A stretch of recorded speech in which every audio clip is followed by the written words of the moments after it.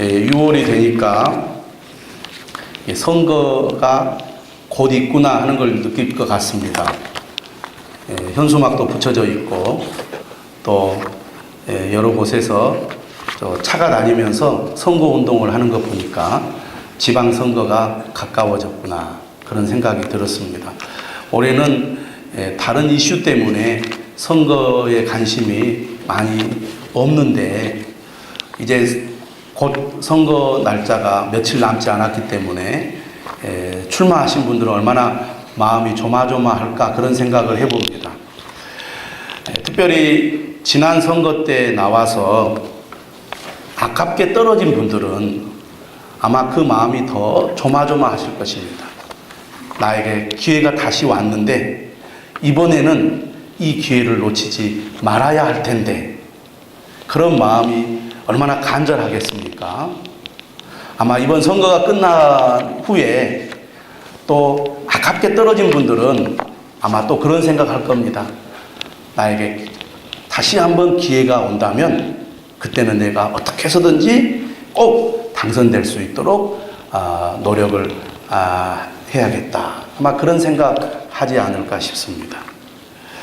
우리가 세상을 살아가다 보면 성공할 때도 있지만 실패할 때도 많이 있습니다. 실패할 때 그 마음이 얼마나 쓰라리고 그 충격이 얼마나 큽니까?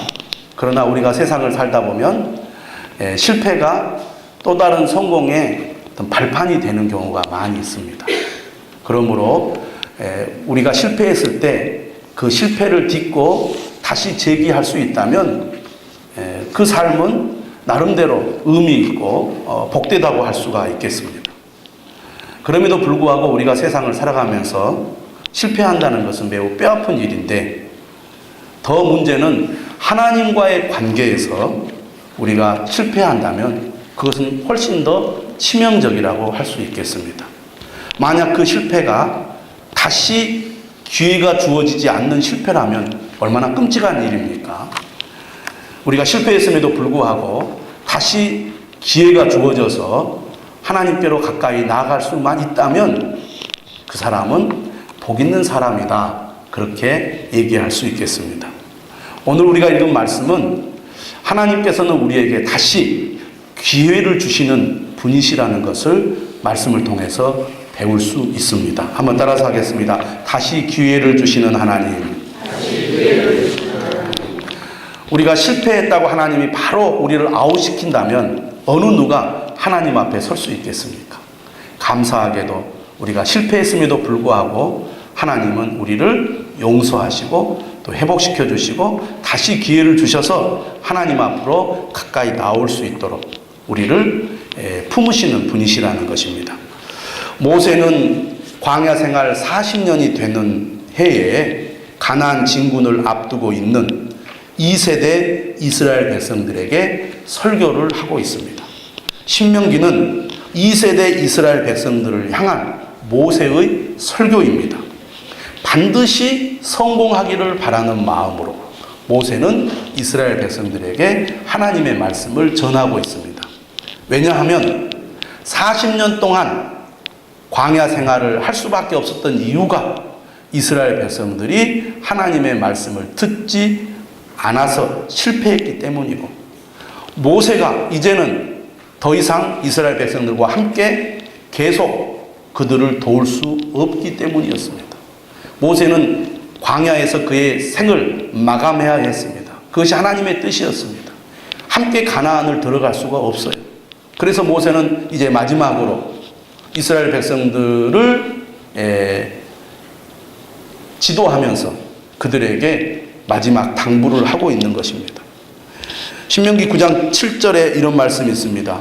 모세가 이렇게 얘기합니다. 너는 광야에서 내 하나님 여호와를 경노하게 하던 일을 잊지 말고 기억하라.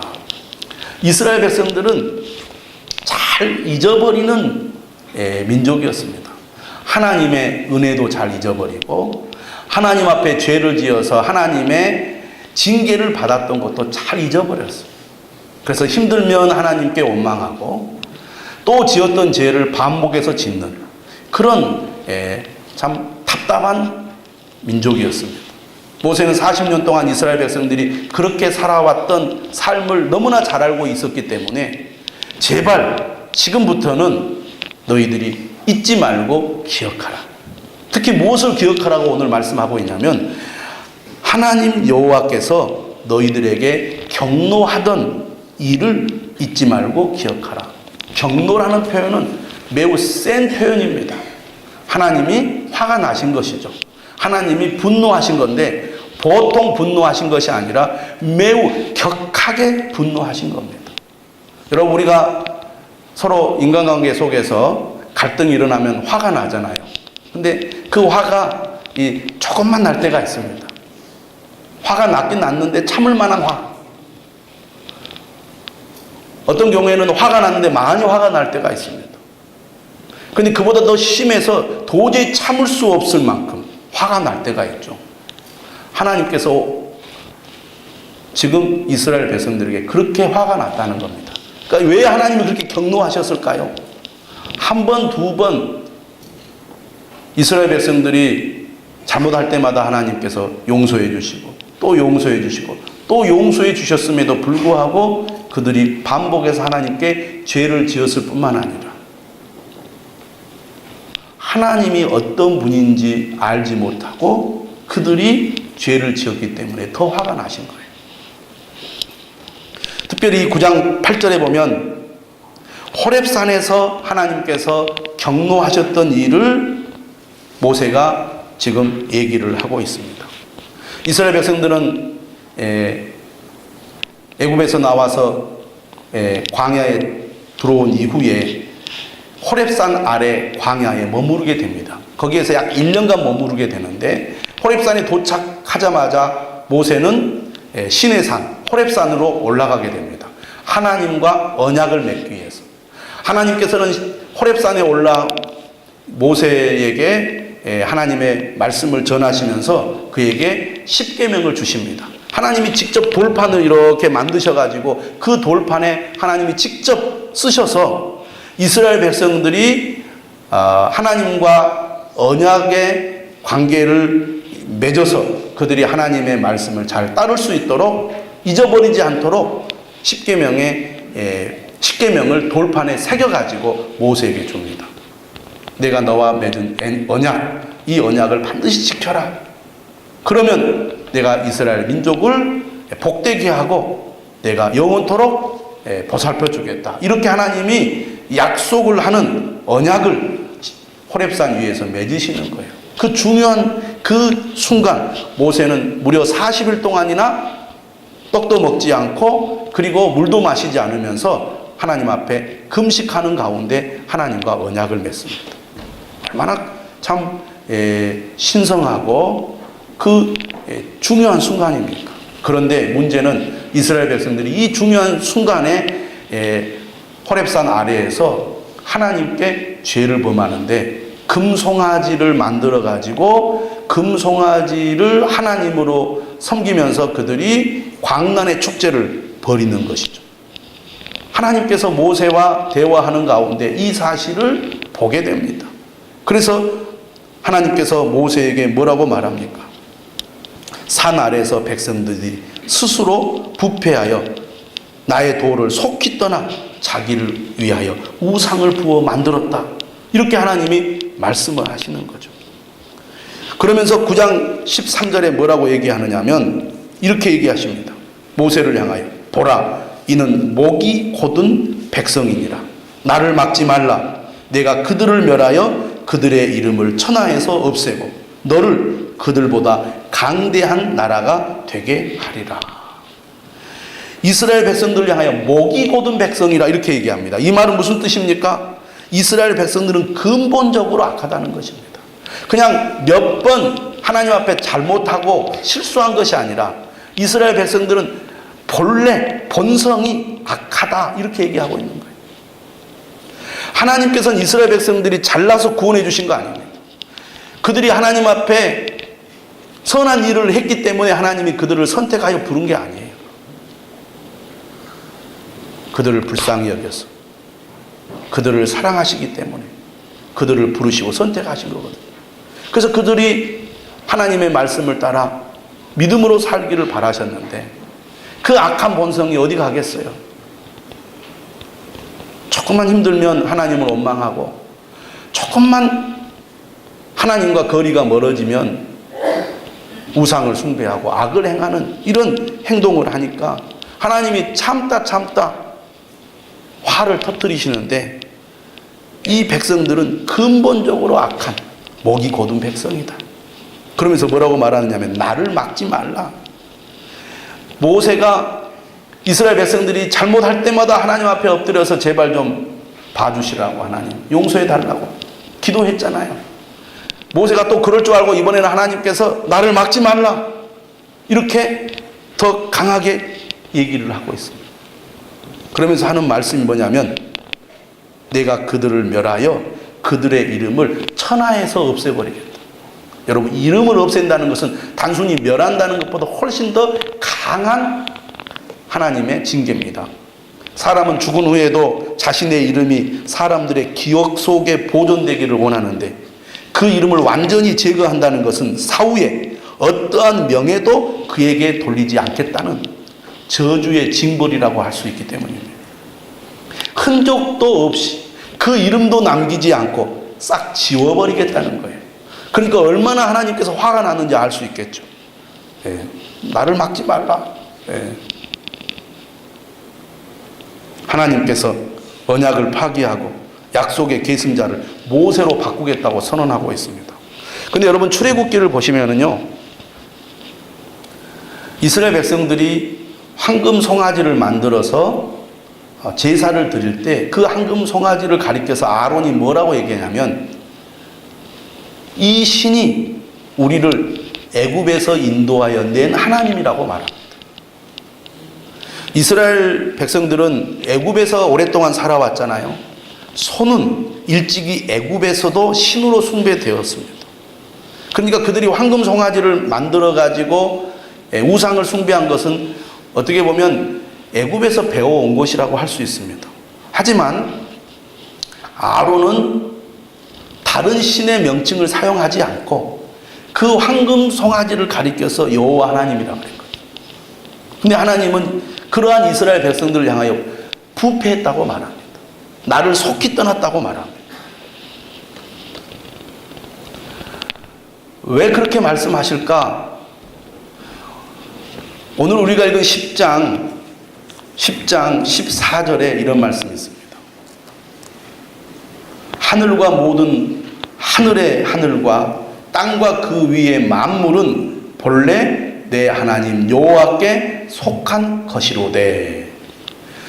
이 세상 만물의 주인은 하나님이시라고 말씀합니다. 그리고 이 세상에 속한 모든 만물은 하나님의 만드셨고 하나님의 소유라는 것입니다. 그런데 지금 이스라엘 백성들 그리고 이방 민족들은 하나님이 만드신 피조물을 하나님으로 믿고 섬기고 있다는 겁니다. 만물을 지으신 분은 하나님이신데 이스라엘 백성들은 하나님이 지으신 것을 하나님처럼 섬기고 있기 때문에 하나님께서 화가 나신 거예요. 다시 말하면 하나님을 어떻게 믿어야 한다고 말합니까? 하나님이 어떤 분이신지를 바르게 알고 믿어야 한다는 것이죠. 그래서 하나님께서는 하나님이 만드신 어떤 피조물로도 형상을 만들어 가지고 그것을 하나님처럼 섬겨서는 안 된다고 십계명을 통해서 강조를 하고 있습니다. 다시 말하면 이스라엘 백성들의 마음속에 늘 불안이 있었습니다. 뭔가를 의지하려고 했어요. 그래서 눈에 보이고 손으로 만질 수 있는 가시적인 것을 그들이 의지하는 대상으로 삼으려고 했다는 겁니다. 하지만 그러한 것들은 하나님이 만드신 피조물이라는 것이죠. 하나님이 만드신 피조물을 하나님처럼 섬기는 것은 악하다는 겁니다. 그 피조물, 하나님이 만드신 만물을 지으신 하나님을 믿어야 되는데 사람들이 하나님을 오해하고 잘못 이해했다는 것이죠. 여러분, 오늘 우리가 하나님을 믿는다고 하면서도 하나님을 오해할 때가 있습니다. 하나님을 잘못 이해할 때가 있습니다. 내 방식대로 하나님을 믿고 섬긴다면 우리가 하나님을 믿고 있지만 이스라엘 백성들처럼 우상을 숭배하는 신앙의 경우도 많이 있다는 것을 알아야 돼요. 그래서 우리는 성경이 하나님에 대해서 무엇을 말하는지를 귀 기울여 들어야 합니다. 하나님이 어떤 분인지 바르게 알고 하나님을 제대로 잘 믿어야 한다는 것이죠. 그렇지 않으면 하나님 아닌 것을 하나님처럼 믿거나 하나님을 내 욕망을 채우는 도구로 만들어가지고 잘못 섬기는 그런 죄를 범할 수가 있다는 얘기죠.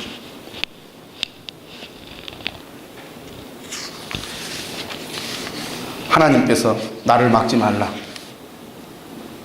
내가 그들을 멸하여 그들의 이름을 천하에서 없애버리겠다. 이 말씀을 하시자 모세는 소스라치게 놀라서 황급히 산을 내려갑니다. 하나님께서 주신 두 돌판을 들고 내려오는데 모세가 목격한 장면은 충격적이었습니다. 출애굽기를 보면 그들이 만든 송아지 형상을 가지고 광란의 예배를 드리고 있었어요.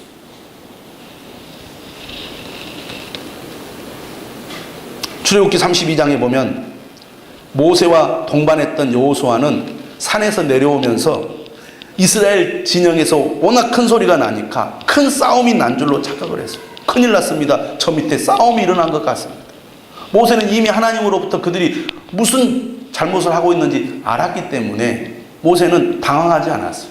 그러나 직접 눈으로 목격한 모세는 흥분했습니다.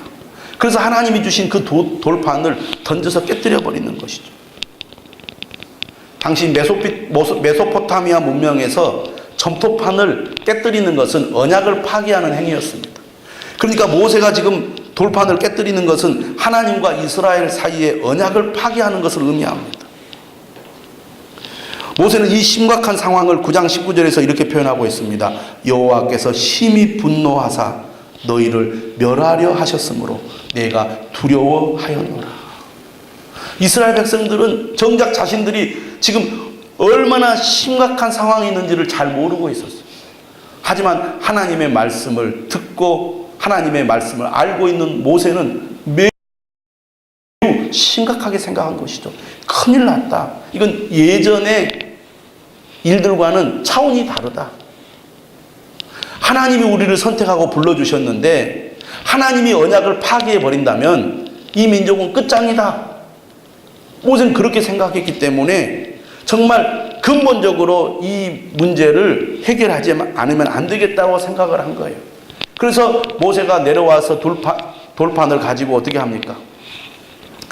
던져서 깨뜨린 다음에 그 금송아지를 완전히 녹여가지고 오늘 신명기에 보면 신에 뿌립니다. 근데 출애굽기는 어떻게 되냐면 사람들에게 마시게 했어요.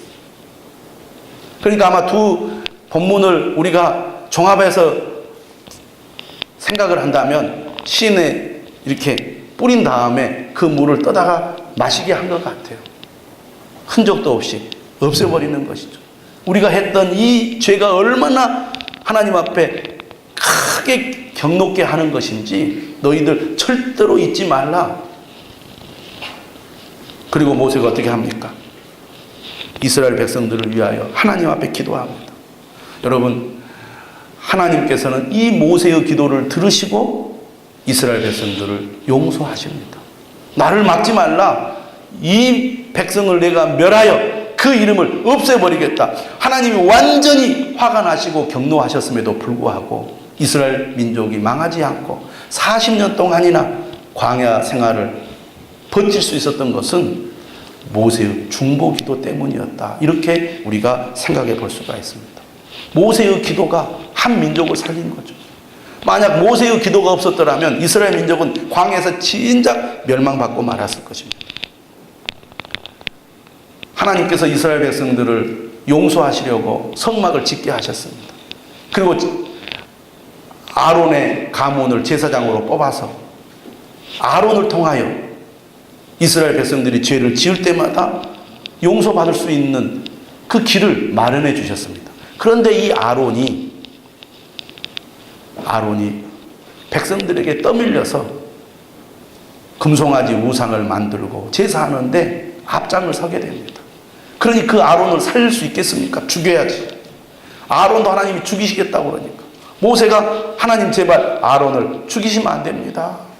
아론의 가문만 제사장이 될 수 있는데 아론을 죽이면 어떻게 하겠어요? 이스라엘 백성들이 죄를 지었을 때 용서받을 수 있는 통로가 막히는 거잖아요. 기도의 통로가 막히는 건데 그러면 안 되잖아요.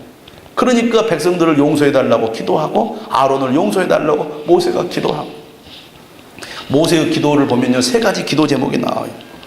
9장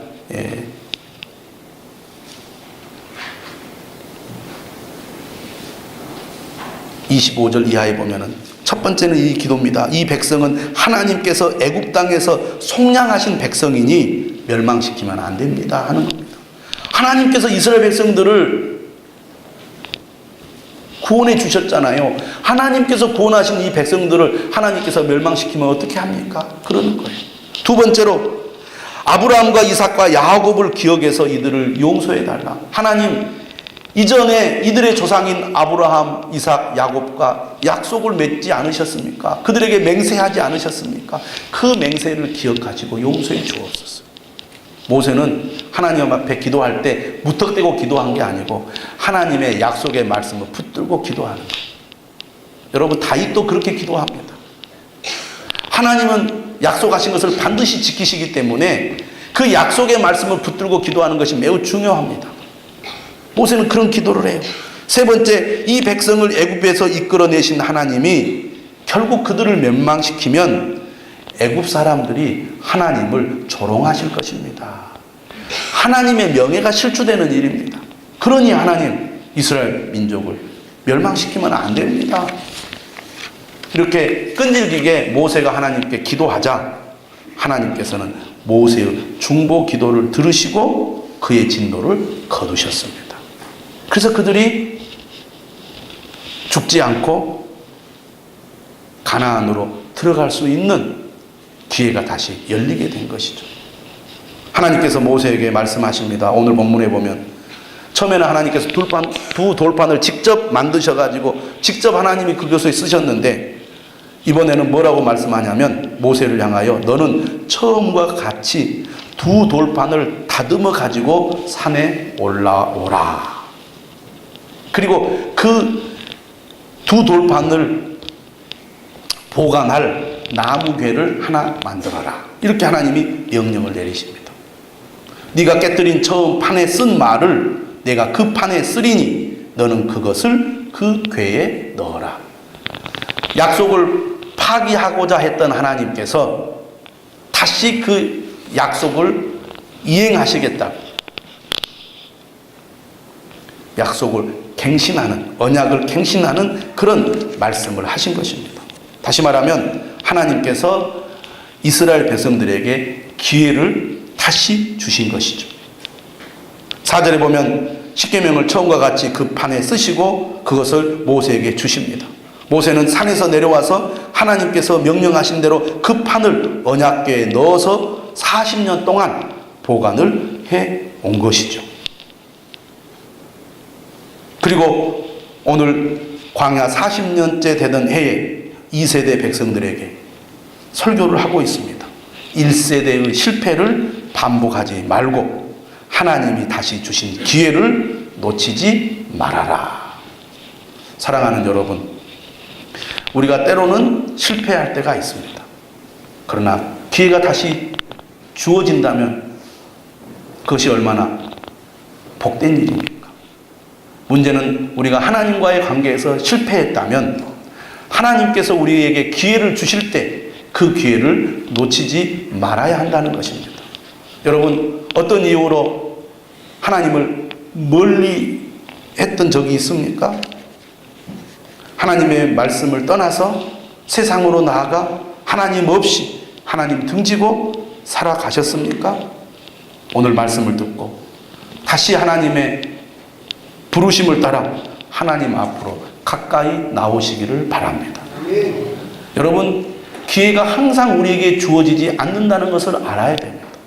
오늘 우리가 하나님의 말씀을 듣는 이 시간이 하나님께서 우리에게 다시 기회를 주시는 그 시간임을 기억하실 필요가 있습니다. 여러분, 우리가 세상에서 실패한 것보다 하나님과의 관계에서 실패한 것이 훨씬 더 위험한 일이라는 것을 알아야 합니다. 하나님과의 관계에서 실패하면 그것은 영원히 죽는 길이기 때문입니다. 베드로는 예수님을 3년 동안이나 따라다녔지만 마지막 순간에 예수님을 3번이나 부인했습니다. 큰 소리 쳤죠. 나는 절대로 예수님을 부인하지 않는다. 너는 닭이 울기 전에 나를 3번 부인하리라. 절대로 나는 주님을 부인하지 않겠습니다. 죽을지언정 부인하지 않겠습니다. 이렇게 말했던 베드로. 하지만 예수님이 붙잡혀 갔을 때 3번이나 부인해요. 그 죄책감이 얼마나 컸습니까? 닭이 울었을 때 베드로가 통곡을 했다고 그럽니다. 여러분, 유럽 교회 가면은요, 십자가가 걸려 있는 게 아니라 예배당 그 첨탑 위에 닭이 이렇게 그려져 있습니다. 이렇게 닭이. 예수님 부활하셨을 때 베드로는 괴로워하죠. 그래서 부활하신 예수님을 뵐 면목이 없어서 갈릴리 디베라 호수에서 물고기를 잡으러 가게 됩니다. 예수님은 거기까지 찾아와요. 그리고 베드로에게 얘기합니다. 요한의 아들 시몬아, 네가 이 사람들보다 나를 더 사랑하느냐? 3번이나 물으세요. 베드로가 대답하죠. 주님, 그러하나이다. 내가 주님을 사랑하는 줄 주님께서 아시나이다. 베드로의 대답을 들으시고 예수님 말씀하십니다. 내 어린 양을 먹이라. 내 양을 치라. 내 양을 먹이라. 예수님께서 베드로에게 다시 기회를 주시는 것이죠. 베드로는 이 기회를 놓치지 않고 붙잡았습니다. 그래서 그는 예수님의 수제자로 크게 쓰임받는 삶을 살게 되지 않습니까? 반면에 가룟 유다는 그가 돌이킬 수 있는 기회를 예수님이 여러 차례 주십니다. 그러나 그 기회를 결국 놓치고 말았습니다. 성경에는 하나님께서 다시 기회를 주셨을 때 그 기회를 놓치지 않고 붙잡은 인물들이 많이 있습니다. 다윗은 밧세바를 범하는 죄를 지었습니다. 하지만 하나님께서 선지자 나단을 통하여 다시 기회를 주십니다. 다윗은 자신의 죄를 회개함으로 다시 주신 기회를 놓치지 않고 붙잡았습니다. 바울은 어떤 사람입니까? 자신은 하나님을 잘 믿는다고 착각한 사람입니다. 예수께서 오셔서 그에게 기회를 주셨습니다. 그는 그 기회를 놓치지 않고 붙잡았습니다. 주님을 위해 충성했습니다. 그래서 그는 위대한 전도자로, 사도로 쓰임받는 것 아닙니까? 여러분, 우리도 때때는 실패할 때가 있습니다. 죄를 지어 넘어질 때가 있습니다. 하지만 하나님께서 우리에게 다시 기회를 주실 때 그 기회를 놓치지 말아야 될 줄로 믿습니다. 어떻게 해야 됩니까? 오늘 모세는 10장 12절 이하에서 이렇게 얘기합니다. 이스라엘아, 내 하나님 여호와께서 내게 요구하시는 것이 무엇이냐? 곧 내 하나님 여호와를 경외하여 그의 모든 도를 행하고 그를 사랑하며 마음을 다하고 뜻을 다하여 내 하나님 여호와를 섬기고 내가 오늘 내 행복을 위하여 내게 명하는 여호와의 명령과 규례를 지킬 것이 아니냐. 그동안 끊임없이 하나님을 배반하고 하나님을 원망했던 삶을 이제는 버리고 하나님께로 돌아오라는 것입니다. 하나님을 가까이 하라는 것입니다. 하나님의 말씀에 귀를 기울이라는 것입니다. 여러분, 우리가 하나님이 주신 기회를 놓치지 않으려면 하나님의 말씀에 귀를 기울여야 될 줄로 믿습니다. 그를 사랑하며 라는 것은 무엇을 의미합니까? 하나님만을 선택하라는 것입니다. 양다리 걸치지 말고 회색 지대에 있지 말고 온전히 하나님을 믿고 섬기라는 것입니다. 10장 15절에 뭐라고 말합니까? 하나님께서 이스라엘 백성들을 먼저 사랑하셨다고 말합니다. 그리고 이스라엘 백성들을 향하여 너희도 나를 사랑하라고 말합니다. 하나님이 사랑하셔서 그를 선택하셨는데 이스라엘 백성들은 그 사랑을 버리고 하나님을 떠났습니다. 그러나 하나님은 여전히 사랑하셔서 그를 다시 부르십니다. 여러분, 하나님을 멀리 떠나 있었다면 오늘 이 말씀을 듣고 하나님께로 돌아오시기를 바랍니다. 하나님께로 가까이 나오시기를 바랍니다. 하나님의 말씀에 귀를 기울여 그 말씀을 듣고 순종하시기를 바랍니다. 우리를 사랑하시는 하나님의 음성을 들으시기를 주님의 이름으로 축원합니다. 찬송